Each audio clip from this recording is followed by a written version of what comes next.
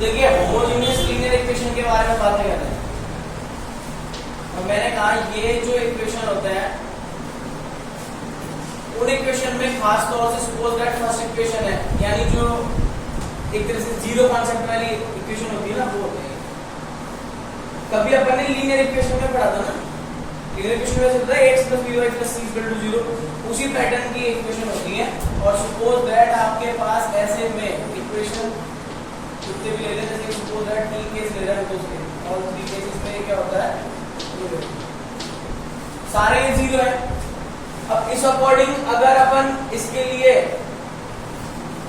यानी जो कंसीडर करें ax = b टाइप का, इसको अपन इस तरह से लिखेंगे ax = b।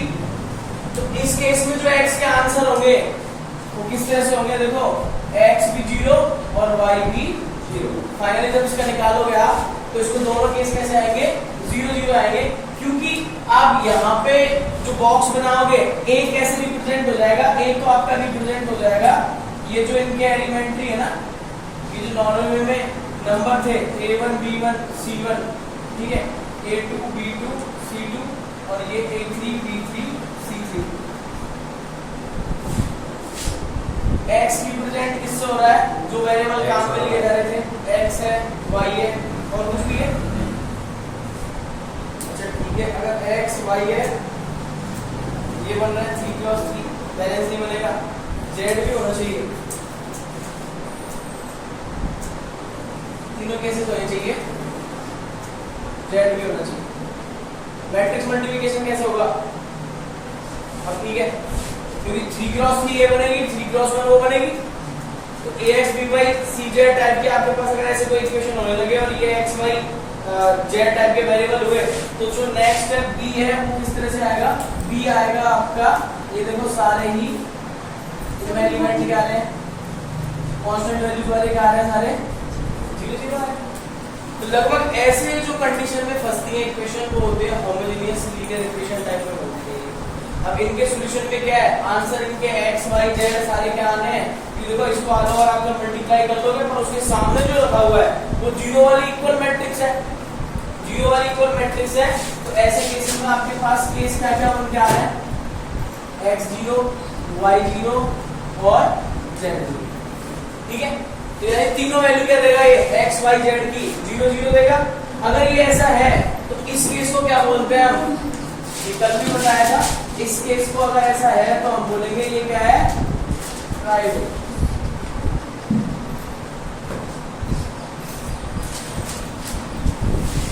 ऑर्डिनरी जैसा तैसा केस, नॉर्मल केस।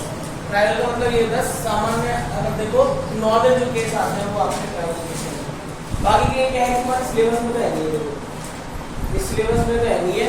और जब ये x y z 0 बनेगा तो खास बात होगी कि इसका डिटरमिनेंट नॉट इक्वल 0 होगा। सपोज अगर कोई इसको चेक करे कि a अगर डिटरमिनेंट देखा जाए, a अगर डिटरमिनेंट देखा जाए तो वो नॉट इक्वल 0 होगा।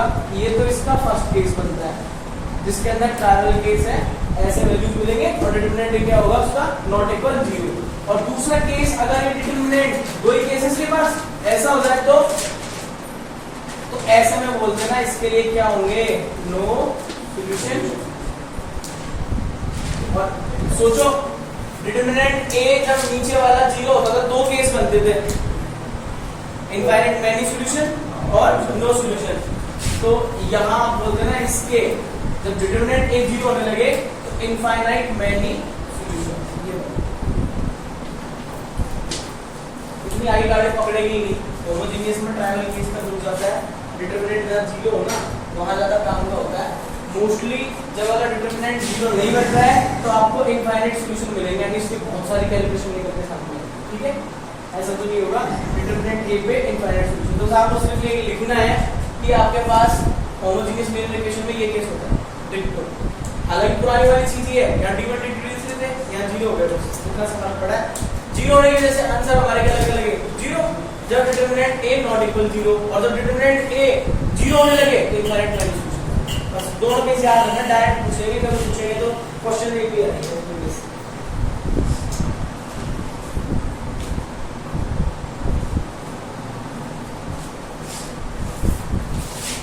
दिखाई देना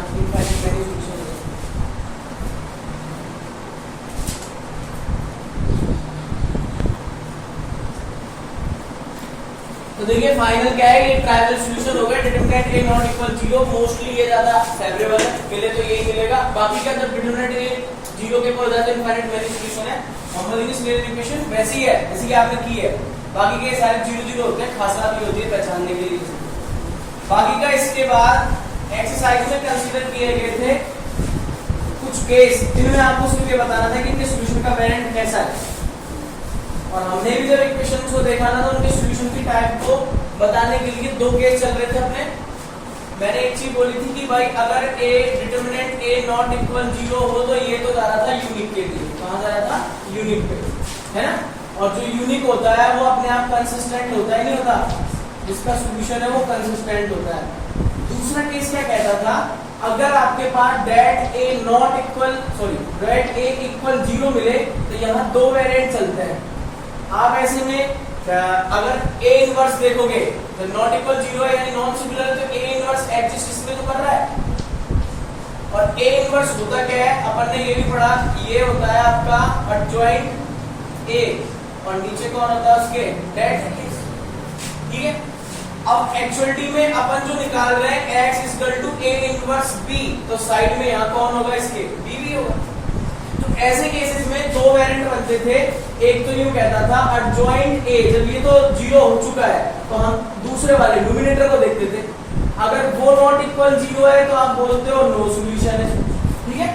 और साथ में जब यहाँ पे केस क्या बनने लगता है कि एडजॉइंट a डॉट b हो और वो आपके 0 के इक्वल आने लगे, देखो ये 0 ये 0, तो ऐसे केसेस में हम लोग बोलते थे क्या, ये आपका इनफाइनाइट भी देगा और नो भी देगा, ठीक है ना, इनफाइनाइट भी देगा और नो सॉल्यूशन भी देगा, दोनों। तो अपन ये चेक आउट करते थे, यानी सिंपल सा केस है, जब ये नॉट इक्वल 0 आ जाए क्वेश्चन खत्म, यूनिक सॉल्यूशन आपका चेक आउट हो गया, ठीक है। ए इनवर्स निकालने की बोल ही नहीं रहा, अच्छा नहीं है। बाकी का जब ये 0 होने लगता है तो आपको एक कदम आगे और चलना है, आप उसका एडजॉइंट ए और बी का प्रोडक्ट और देखो क्या बना। अगर ये बना दे तो आप बोलते नो सॉल्यूशन, अगर वैसा बनाए तो बोलते हैं इनफाइनाइट, ताकि इसमें प्रॉब्लम्स रुक जाती है। तो मैंने एक क्वेश्चन तो कल बताया ही था, उससे आगे देखो, उससे आगे इसका एक दो क्वेश्चन और देख लेते हैं जो डिफरेंट टाइप है उसमें।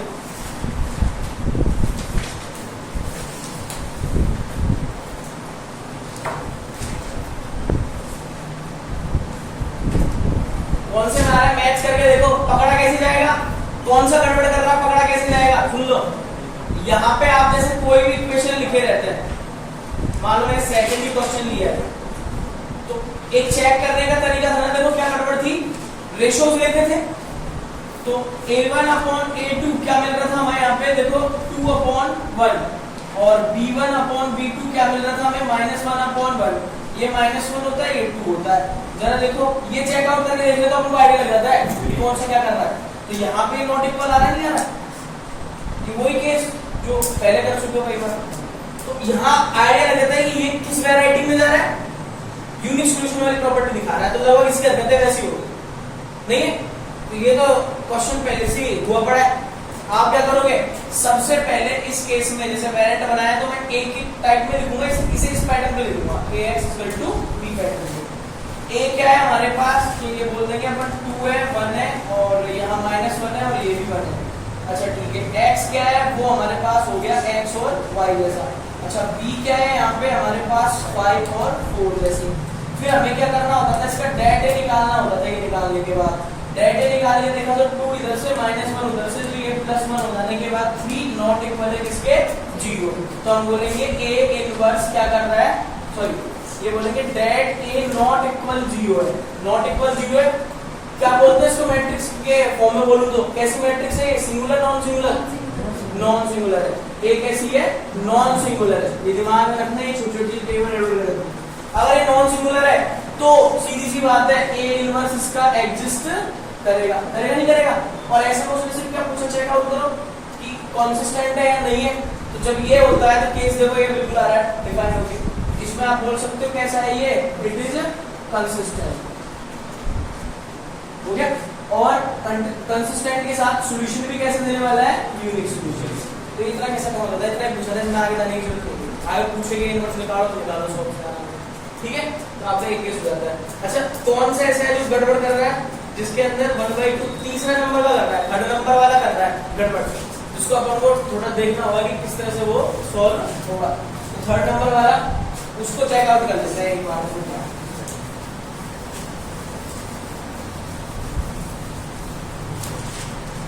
थर्ड वाला केस देखो क्या कहता है, नंबर थर्ड पहचान में आएगा कैसे हो रहा है ये सिर्फ उसकी इक्वेशन देख करके आपको पता लग जाएगा। अपन को पता लग गया कैसे, देखो 10th क्लास से अगर इसको कनेक्ट कर रहे हो तो बहुत इजी है, क्योंकि 1/2 और वो नहीं है, तो पहला बड़ा केस है, मतलब कोई वाला बनता था वहां पे और उसको नो सॉल्यूशन बोलते थे, डाउट ही नहीं है, नो सॉल्यूशन ही टिकाएंगे इसके अंदर, है ना। तो यहाँ से तो एक काम करना है, इसे मैट्रिक्स फॉर्म में लिखो सबसे पहले। मैट्रिक्स फॉर्म में पता था ना कि क्या होता है, इसके अंदर जो वेरिएबल्स के कोएफिशिएंट है वो आते हैं सारे, जेड भी होता है तो उसके भी कोएफिशिएंट आते हैं, और हम लिख लेंगे यहाँ पहले पे 1 है, फिर उसका 3 है, यहाँ 2 है और यहाँ कौन है 6 है, चलो ठीक है। ये शॉर्ट भी हो सकती थी पर करा नहीं है, ऐसे छोड़ देते हैं। और यहाँ जो अपन x वाला लिखेंगे उसमें ओनली वेरिएबल्स होते हैं, तो ये x और y दो तरह के वेरिएबल हैं, और यहाँ b लिख के देखें तो ये बनता है 5 और 8 टाइप का। अब सुन लो, यहाँ इसको ऐसे केसेस में अपन क्या करेंगे, इस फॉर्म में लिख लिया है तो सबसे पहले हम इसका डेट ए निकाल के चेक करते हैं। हमने डेट ए देखा, इसका डेट ए क्या आ रहा है, 6 - 6 क्या आ रहा है 0, डेट ए किसके इक्वल आ रहा है, ये 0 के इक्वल। पर दिमाग में डाउट होना चाहिए, दो तरह के केस बन रहे हैं वहां पे, डेट ए 0 है तो ये नो सॉल्यूशन हो जाएगा, किधर जाएगा। इस चक्कर में हमारे सामने मुसीबत ये है कि हम चेक करेंगे इसका क्या, adjoint A dot B concept check करेंगे, adjoint A B concept check करेंगे। अब सुन लो, एडजॉइंट ए निकालना चाह रहे हैं तो एडजॉइंट ए होता क्या है उस हिसाब से चलेंगे। देखो एडजॉइंट ए अपने आप में कोफैक्टर्स का पहले निकालना होता है ना, कोफैक्टर्स अगर निकाल के देख रहे हो तो इसका क्या आने वाला है 6 लिख दो डायरेक्ट, a12 क्या हो जाएगा इसका, ये पूरा गया -2, जहां ऑड प्लेस है कोई ढूंढने होते हैं उस रो को, उसको छोड़ो, ऑड प्लेस जो साइन हो तो ऑड वाला लगा दो, इवन को हो तो इवन वाला लगा दो साइन। तो फिर यहाँ पे a1 अच्छा a21 क्या आ रहा है यहाँ पे निकल के, ये पूरा गया और ये बना रहा है आपका 3, और साथ में a22 क्या बन जाता है यहाँ पे, ये 6 से गया, ये 1 बन गया। तो हमारे पास एक मैट्रिक्स बनती है ना, तो ये एडजॉइंट के लिए जब हम निकालते हैं तो ये जो हमारे पास इनके कोफैक्टर्स की मैट्रिक्स बनती है ना, ये कोफैक्टर्स की जब मैट्रिक्स बनती है तो एडजॉइंट उसका क्या होता है, एडजॉइंट हो जाएगा उस कोफैक्टर्स की मैट्रिक्स का हमें क्या लेना होता है, ट्रांसपोज लेना होता है। अब इसका हम ट्रांसपोज ले लेंगे, ठीक है, और ट्रांसपोज लेंगे तो हमारे पास ऑर्डिनल वे में ये बनेगा 6 - 2 और यहाँ पे -3 और 1 रिप्लेस, और साथ में ये दूसरे वाले डायगोनल के है ना, डायवर्टिंग डायगोनल के साइन चेंज कर लेते हैं, तो ये शॉर्ट में हो जाता है। अगर 1 मार्कर पूछो तो अपन शॉर्ट ही लगाएंगे, कभी नहीं लिखने वाले इतना, पर अगर ये 2 या 3 मार्कर है तो पूरा लिखेंगे। अब एडजॉइंट ए आ चुका है तो देखो हम यहाँ क्या करने वाले हैं, इस केस में एक तो बोलेंगे 6 है, -2 है और -3 और 1 है, एक तो ये मैट्रिक्स है, और इसका मल्टीप्लिकेशन किससे किया जा रहा है, मल्टीप्लिकेशन किया जा रहा है बी पे कौन था 5 और 8, पहले ये सेटिस्फाई हो लो कि मल्टीप्लाई हो पाएगा नहीं, 2 × 2 ये है और 2 × 1 ये है। देखो यहाँ एक बार चेक आउट करने में कुछ नहीं जाता है, ऐसा कर लिया 2 × 2 है तो 2 × 1 की आएगी नहीं, ये आने वाली तो 2 × 1 की आएगी।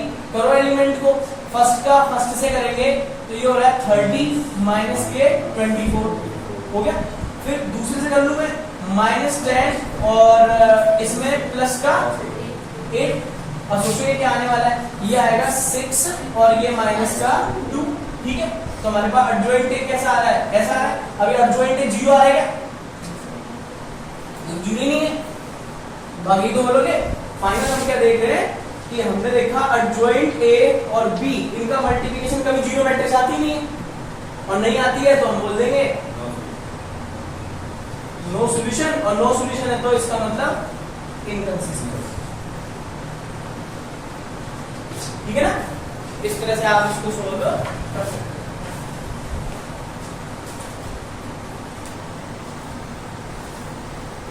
बनती हो देखो 2 वेरिएबल का क्या किस्सा है, 2 वेरिएबल का किस्सा क्या है, जैसे सपोज दैट a1x, a की समझ लो पूरा आ जाएगा, b1y c1 है ना, x और y दो में लेके चलते हैं, और यहाँ a2x B2 by C2 इस टाइप के क्वेश्चंस होंगे, नंबर मान लो उनकी जगह A1 B1 C1 की जगह।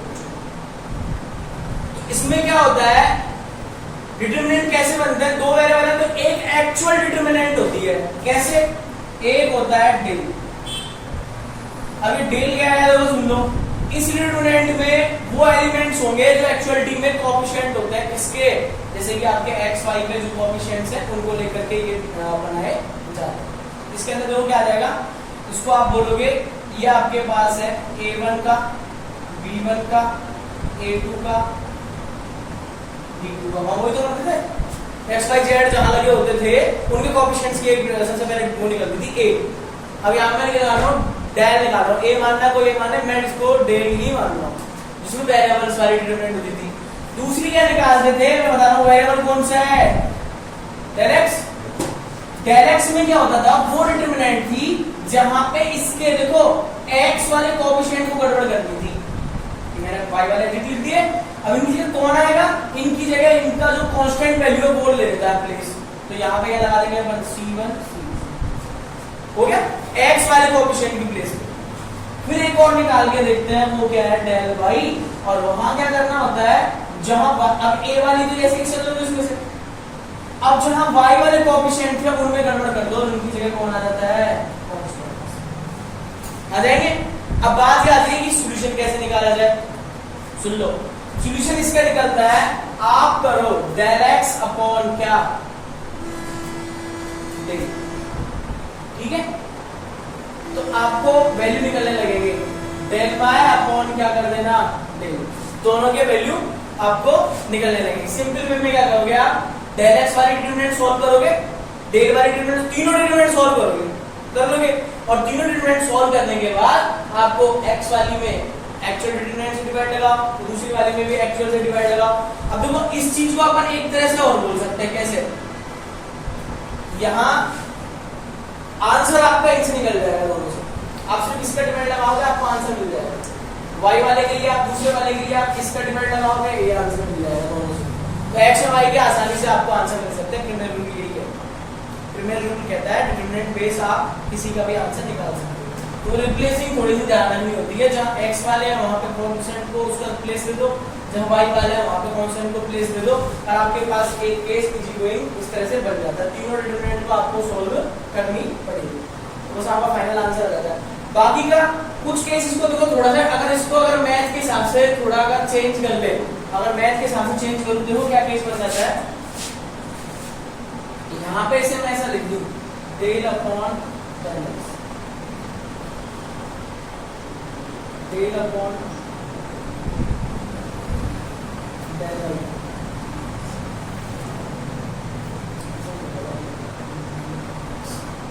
ऐसा कर लो।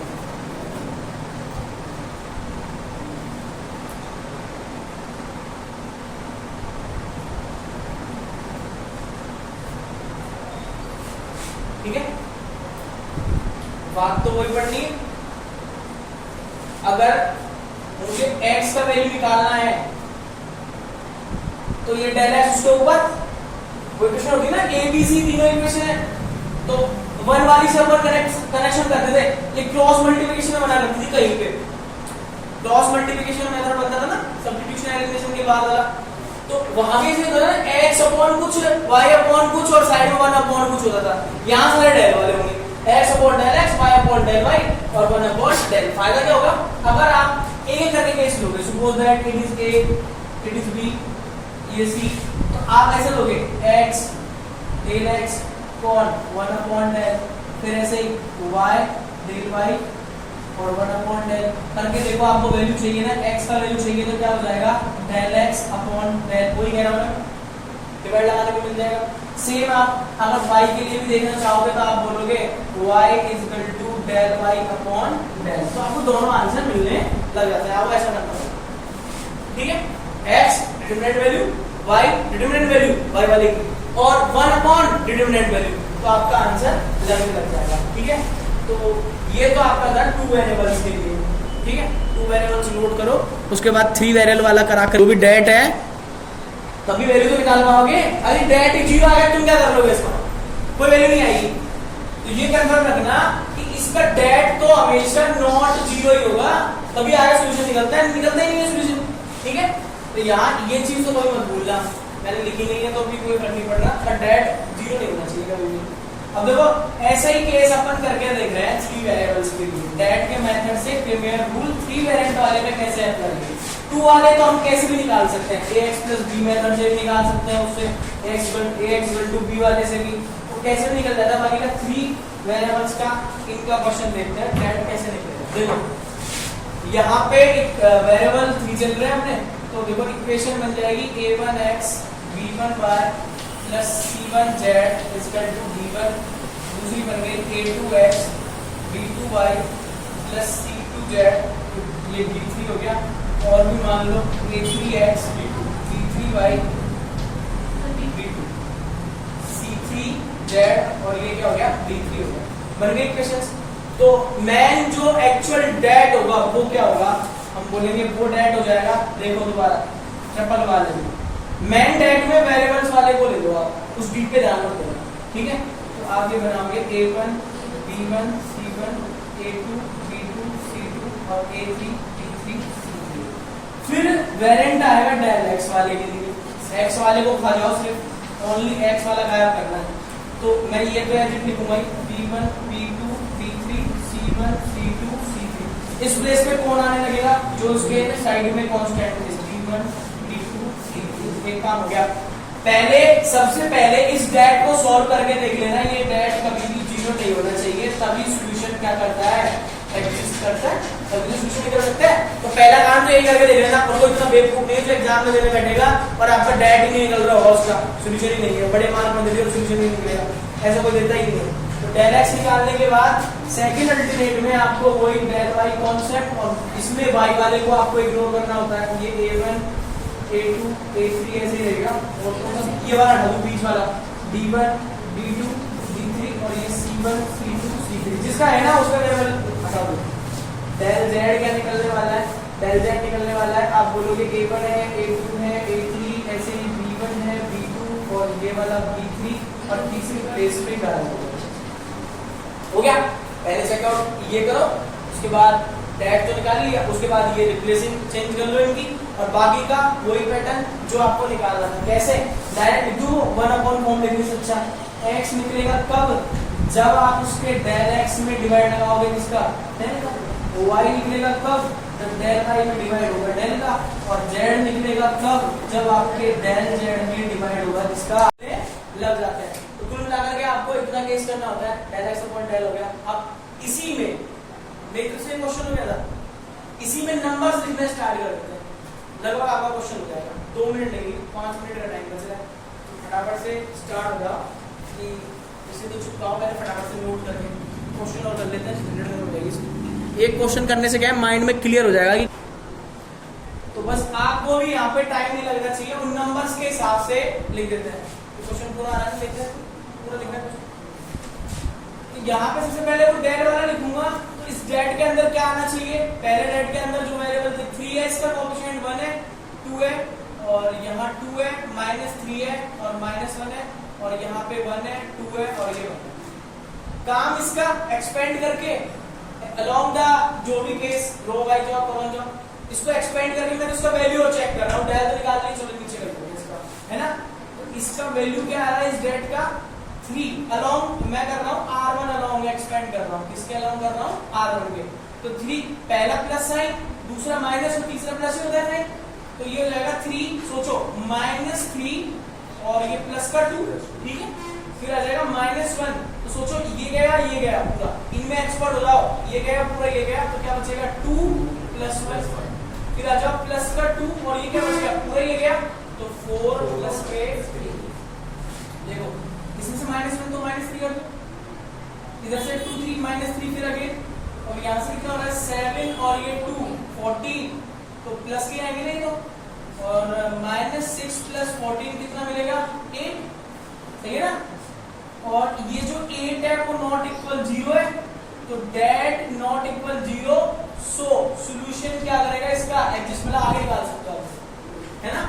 अब यहाँ से हमें क्या करना था, हमें वही बनानी है अपनी जो बनाते हैं हम, तो हमारे पास एक वैल्यू तो आ गई है, इसकी 8 आ रही है, अब डेल x निकाल लेते हैं, वही देखो इसके अंदर भी यही केस होगा, पता है तो देखो 1 वाली गायब कर दूं मैं, ये वाली टर्म गायब करूंगा और इसी जगह वो रखूंगा। देखो 3 -3 4 और दूसरा सेम -3 2 3 8 2 -1, ठीक है ना? ये चेक कर लेगा बस। 3 -3 4 यानी डी वाली वैल्यू रख दी। फिर चलो इसको सॉल्व कर लेंगे आगे। फिर इसकी डेल वाई निकाल लें ऐसी, तो डेल वाई क्या हो जाएगी? इस बार मुझे ये वाली चेंज करनी है, 3 -3 और 4, तो ये भी ऐसे रहेगी। तो ये वाली क्या है? 3 2 2 और 1, इसको सॉल्व कर लेंगे। आ जाओ, फिर आगे हमने क्या करना था? हमें करनी है tan z के लिए। अब z वाली में देखो 3 2 1, फिर 1 -3 2 और यहाँ जाएगी 3 -3 4। अब तुम्हें सारा मैथड नहीं पता है, तुम्हारा जो तुम्हें इच्छा करे वो करना। मैक्सिमम सब हाथ साफ करते हैं R1 along x, क्योंकि वो डिजाइन को बनाने बैठेगा सारा उसकी है ना। तो यहाँ पे इसको भी देखो थोड़ा सा इसको करते हैं, इसमें क्या सॉल्यूशन आ रहा है? ये वाला 3, तो ये बनेगा -3 और प्लस के 2, ठीक है? फिर -1 और यहाँ क्या बन जाएगा? ये वाला आपका -3 और प्लस के 4, और फिर दूसरा वाला क्या बन जाएगा? ये +2। तो देखो यहाँ से क्या है? -6 और प्लस के 12, -6 और प्लस के 12। तो सोचो यहाँ से क्या आ रहा है? 3 2 -3 इधर और 4 3 1 -1 इधर, और यहाँ से 6 बचा, फिर 12 उधर। तो ये कितना बन जाएगा? 3 - 4 हो रहा है, तो ये यहाँ भी 80 मिल रहा है। 80 आ रहा है ना? तुम तुम्हारे हिसाब से करो, तुम मेरे हिसाब से मत करो, तो तुम्हारे हिसाब से सॉल्व करो उसको। और इस वाले को सॉल्व करता हूँ, देखो ये 3, फिर यहाँ से -3 और प्लस के 4 हो जाता है, फिर माइनस का 3 बीच में, और यहाँ से 2 और प्लस का 1, 2 और प्लस का 1, और यहाँ से जब थर्ड वाले को सॉल्व कर रहे हैं तो प्लस का तो 2 है, और उसके साथ में कौन है? ये 8 + 3, तो 8 + 3, तो यहाँ से हमें मिलता है 3 प्लस का, और यहाँ 3 बनेगा, 3 3 माइनस के 9, और 8 3 11 और 2 22, और इधर 16 आ रहा है मेरे, 16 और 25 16 आ रहा है, ठीक है? एक 2 8 आ गया, एक 16 और तीसरा और रह रहा है लास्ट। तो इसके सॉल्यूशन को निकाल देते हैं। देखो ये 3 एक्सपेंड अलोंग सारे में R1 करा मैंने, ठीक है ना? तो 3 के अकॉर्डिंग ये डिटरमिनेंट बच जाती है बस। तो यहाँ हो जाएगा ये -12 और प्लस के 6, फिर साइन आएगा इस वाले पे -1, तो इनको छोड़ दो सबको, तो 4 2 8 और प्लस का 3 बनेगा, और यहाँ लास्ट वाला ये आपका 3 है। तो देखो यहाँ पे क्या बन जाता है? ये पूरा गया 4 + 3, तो कुल मिला के आपको मिल रही है चीजें यहाँ से -18, फिर 8 3 -11 और ये 36।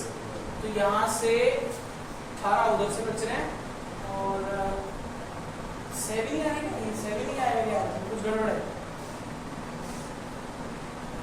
-12 और +6, -1 होने के बाद ये बन जाता है 8 + 3, एंड 3 इधर हो जाने के बाद ये बनता है क्या? 4 + 3, तो 21। ये क्या बनेगा? 21, और ये -11 हो गया, और यहाँ से माइनस का 18 हो गया। तो 3 इधर से बच रहा है पॉजिटिव, और इसमें से -8 आ रहा है। क्या आ रहा तुमने सोल्व किया किसी ने? कौन सा? लास्ट वाला -8 आ रहा है। चलो ठीक है, मैं आंसर निकाल रहा हूँ इसका। x = क्या बोलते हो? डेल x वाले में डेल का डिवाइड, डेल x कितना आएगा? 8 आएगा, तो बोलो 8/8 ये बना आंसर देगा। डेल y वाले में डेल का डिवाइड, डेल तो फिक्स है 8 है, पर ये कितना आ रहा है? 16 आ रहा है, तो यहाँ पे ये 2 आंसर दे देगा y का। और z जब निकालोगे तो डेल z वाले में डेल का डिवाइड, तो आपको यहाँ से कितना मिल जाएगा? वो -8 है ना, तो -8/8 ये क्या हो जाएगा? -1। तो आपके पास फाइनली जो x है वो 1 आ गया, y है वो 2 आ गया, और z है वो -1 आ गया। तो आपको ये वैल्यूज मिल जाती है। और सवाल ये आता है कि ये सही है कि गलत है? आंसर सही है कि गलत है ये भी तो पता लगना चाहिए। तो पुराना तरीका अपना एक बार टैली करके देखिए, कुछ बैलेंस कर पाता है नहीं कर पाता ये। तो 3 × 1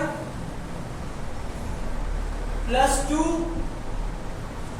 और वो क्या है? z = -1 है, तो -2, ये यहां से गया 3 इक्वल 3 बैलेंस कर रहा है इसको, तो आंसर भी पकड़ में आ जाएगा कि तुम्हारा एक्स वाई जेड की वैल्यू सही है, क्योंकि ये वैल्यूज इन इक्वेशंस को सेटिस्फाई करेंगे। किसी में भी रख के देखो मेरे को क्या ढूंढ रही हो?